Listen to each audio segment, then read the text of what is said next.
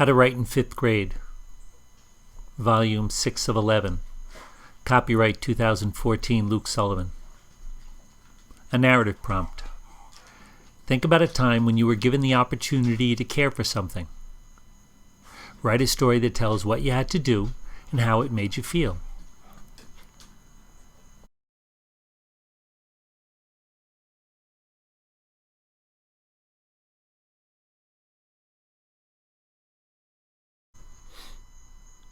This is the third writing structure you'll work with in 5th grade.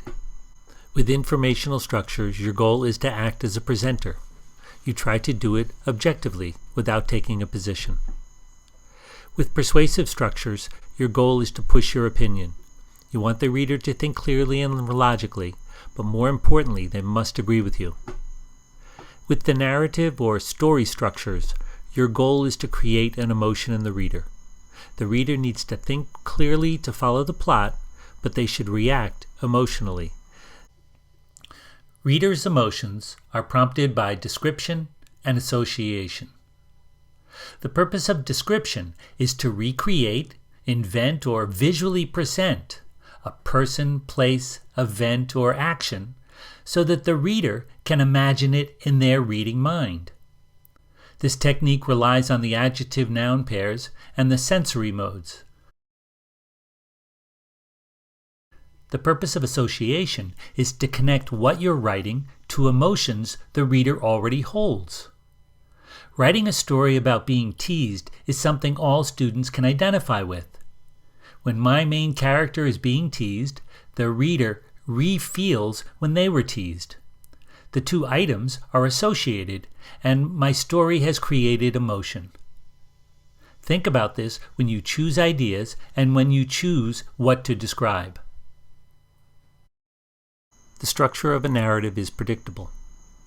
Narratives start with an attention-grabbing beginning, optional with young writers, then a setting, characters are introduced, a problem is introduced, the problem is developed in the middle, has an emotional climax, and the problem is all wrapped up at the end. All stories take advantage of this structure.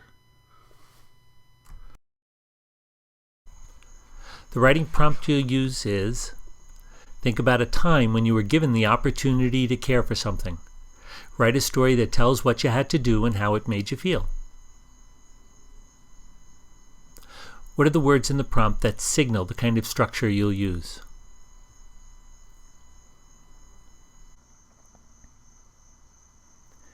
Here are some other words that indicate a narrative structure is needed to answer the essay.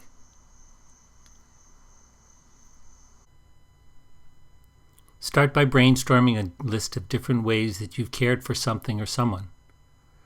Working in groups gives you an opportunity to explain and generate ideas associated with your event.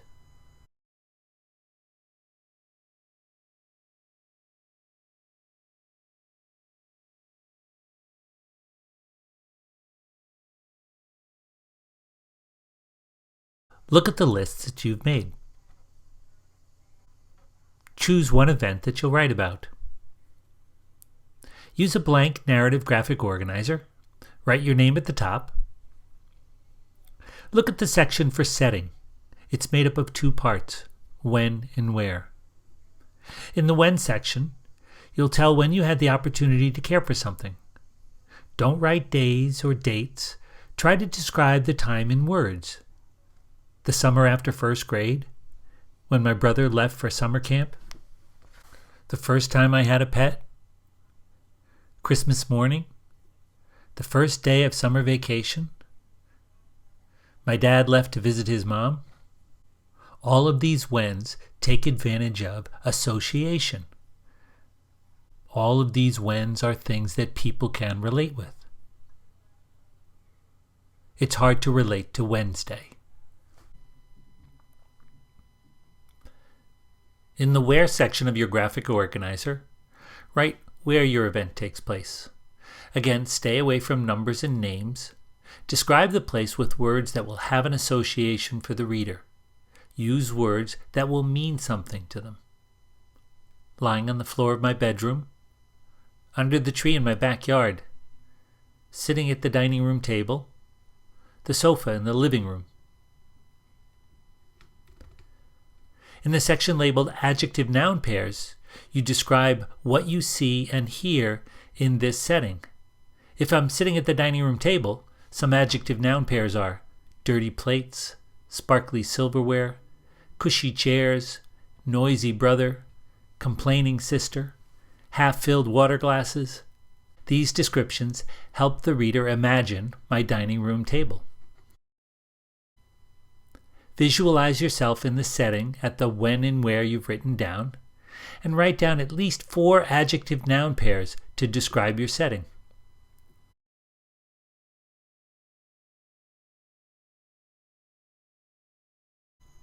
Here's one example of a completed setting for the kitchen table. The next section is labeled Character Physical Description. This is the place you'll describe the thing or the person you're caring for. Write adjective-noun pairs for the person or thing you're caring for. These are descriptive details you don't need to prove. If you're caring for your little sister, you could write curly golden locks, peanut butter and jelly smeared face, my old One Direction t-shirt, smelly ripped up sneakers.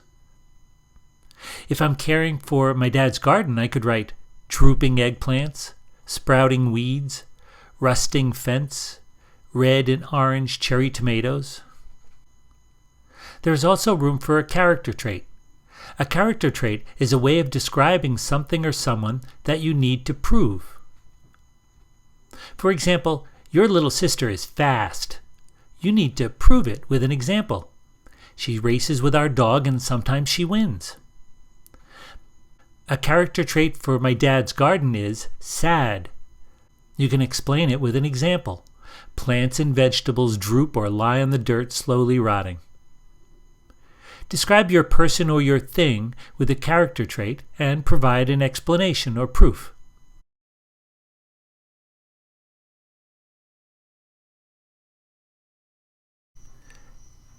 You've created the elements for your setting and the main character. Your reader is now ready to hear your story. Begin by telling what you did. You'll use description to help your reader imagine your story. The middle is where you have to seal the deal with an emotional connection. We have learned that examples generate emotions in the reader. So, one technique for making your story more interesting is to give a specific example that represents the essence of what you did or how you feel. So you want to use a specific example that represents your feelings and your reader can connect with. You'll finish by telling how you felt. Telling about your feelings allows the emotional experience to end.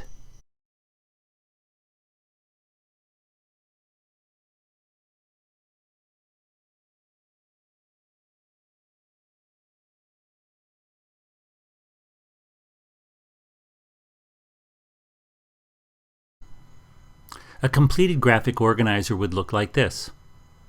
It would include a setting, the time and place. Phrases are used that the reader can associate or identify with. Adjective-noun pairs create descriptors that make it easier for the reader to imagine the setting. It identifies the thing I'm going to take care of. It uses adjective-noun pairs to describe that thing. And it assigns a character trait with an explanation or an example to support it. The beginning has phrases which say what you did to care for the thing or the person.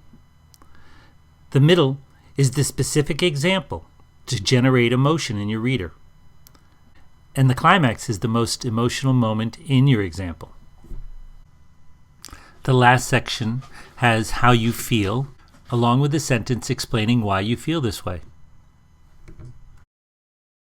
Take a moment to improve your graphic organizer.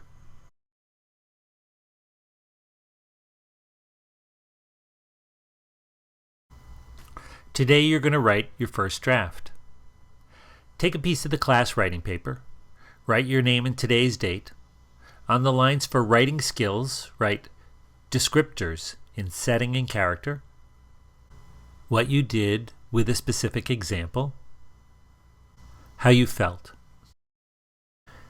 Looking at the narrative graphic organizer, you see that the only section we haven't completed is the attention-grabbing beginning. Go to the climax section of your graphic organizer. We're going to take this moment, the most exciting moment, and use it to start your story.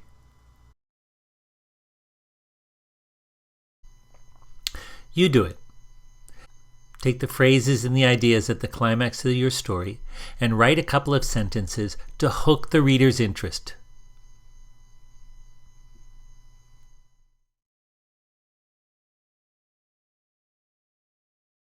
We've completed the attention-grabbing beginning, so the reader will pay attention. We now introduce the setting and the character.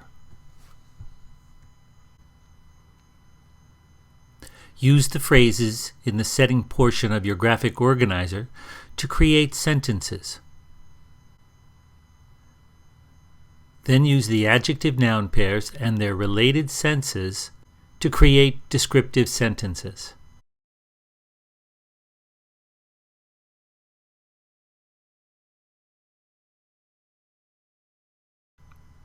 Your next paragraph will identify and describe the thing or the person you're taking care of.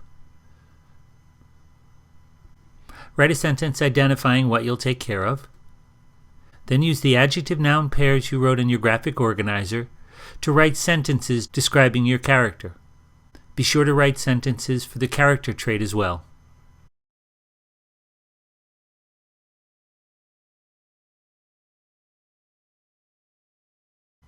You now begin to tell your story. As you begin your story, make sure you set the action in the setting you described. In my example, the kitchen was the setting, so I make sure that my story begins in the kitchen. This is a how-to paragraph.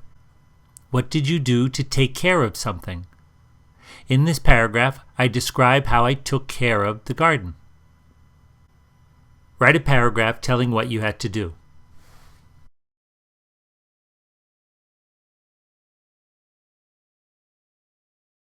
The beginning paragraph tells what you did to take care of something. Now your story needs a specific example to build up the emotional connection with your reader. Use the phrases from your graphic organizer to write a paragraph about your specific example. This part of your story includes your climax. Try to use phrases similar to the ones you used in your attention-grabbing beginning. This repetition of phrases signals to the reader that your story is reaching its end. Be sure to start the paragraph with a phrase that signals you're giving an example.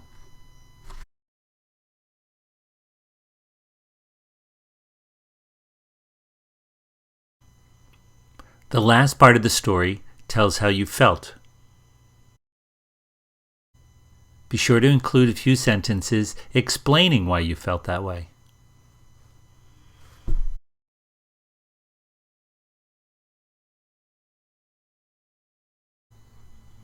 Go back to the beginning and read your story. Does it make sense? If something sounds wrong, fix it. Did you include all the parts of the story to make it an emotionally satisfying experience for your reader? Look back to the very top of your page. Did you give plenty of descriptors for your setting and your character? Did you write out what you did and provide a specific example? Finally, did you tell how you felt?